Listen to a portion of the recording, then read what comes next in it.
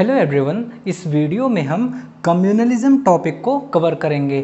ये टॉपिक जो है हमारे जीएस पेपर 1 में दिया गया है, इसलिए ये जो है हमारे लिए काफ़ी इम्पॉर्टेंट है। अगर हम कम्युनलिज्म को डिफ़ाइन करते हैं तो सिंपली आप समझ सकते हो कि लॉयल्टी टुवर्ड्स द कम्युनिटी, इसी को बोलते हैं कम्युनलिज्म।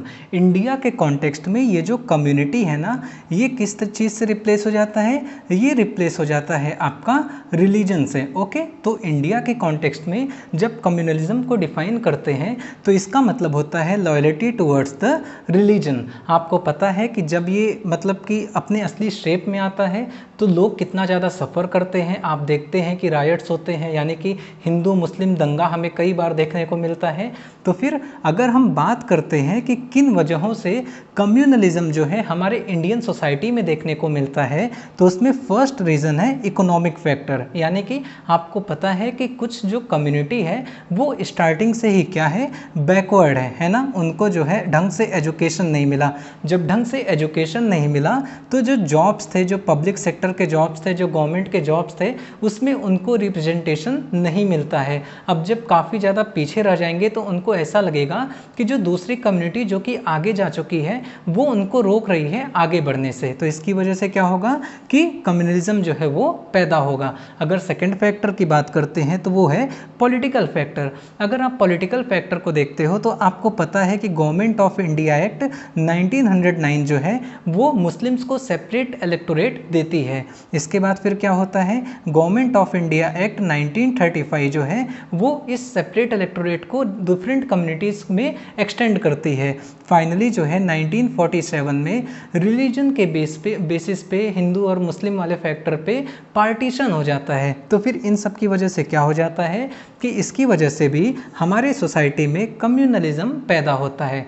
थर्ड फैक्टर की बात करते हैं तो थर्ड है साइकोलॉजिकल फैक्टर। यानी कि हमारे इंडिया में जो अलग अलग कम्युनिटी हैं उनके बीच में थोड़ा सा भी ट्रस्ट नहीं है। तो इसकी वजह से क्या होता है कि एक कम्युनिटी को लगता है कि दूसरी कम्युनिटी जो है वो डोमिनेट करना चाहती है एंड बाद में डोमिनेट करने के बाद उनको हरेस करेगी।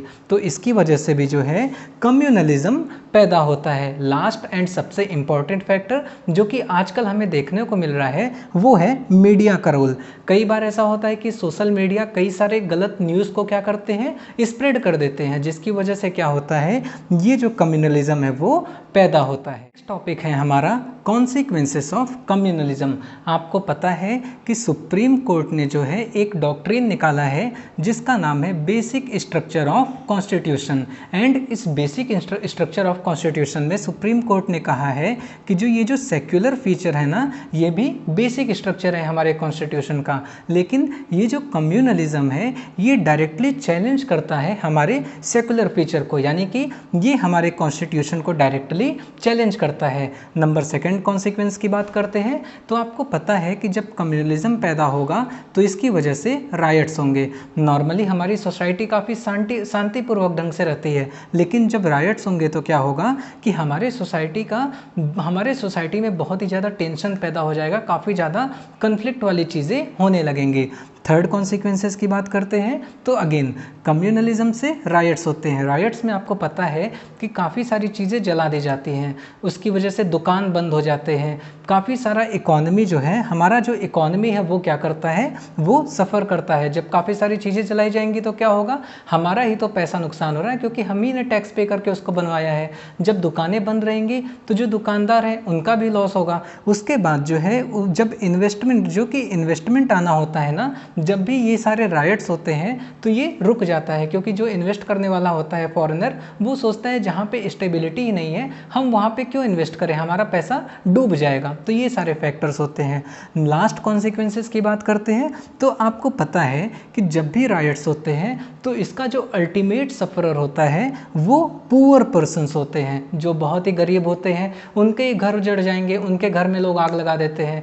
क्यों? क्योंकि मतलब कि यही जो है हमेशा मार्जिन्स पे रहते हैं एंड लोगों का मेन गुस्सा जो है इनके ऊपर ही जल्दी निकलता है। तो फिर ये 4 कॉन्सिक्वेंसेस हैं कम्युनलिज्म के। लास्ट एंड सबसे इम्पॉर्टेंट चीज़ हमें देखनी है कि कम्युनलिज्म जो है वो इसका जो करंट ट्रेंड हमें कहाँ पे देखने को मिलता है। तो फिर आपको पता है कि जो बीफ कंजम्पशन है, ओके, ये जो बीफ कंजम्पशन है और तो और जो इसका ट्रांसपोर्टेशन है, ये बहुत ही ज़्यादा एक मतलब कि सबसे बड़ा इशू हमारे सोसाइटी में इस समय देखने को मिल रहा है। इसकी वजह से मॉब लिंचिंग भी हो जाते हैं और दो कम्युनिटी के बीच में काफ़ी ज़्यादा टेंशन वाला माहौल पैदा हो जाता है। तो फिर यह एक इमर्जिंग ट्रेंड है एंड मैंने आपको ये चीज़ बस इसलिए बताया क्योंकि अगर मान लीजिए आप कोई आंसर लिखते हैं तो करंट ट्रेंड में अगर आप इसका एग्जाम्पल देते हैं तो आपके आंसर को एक अलग जो है वैल्यू मिलेगा।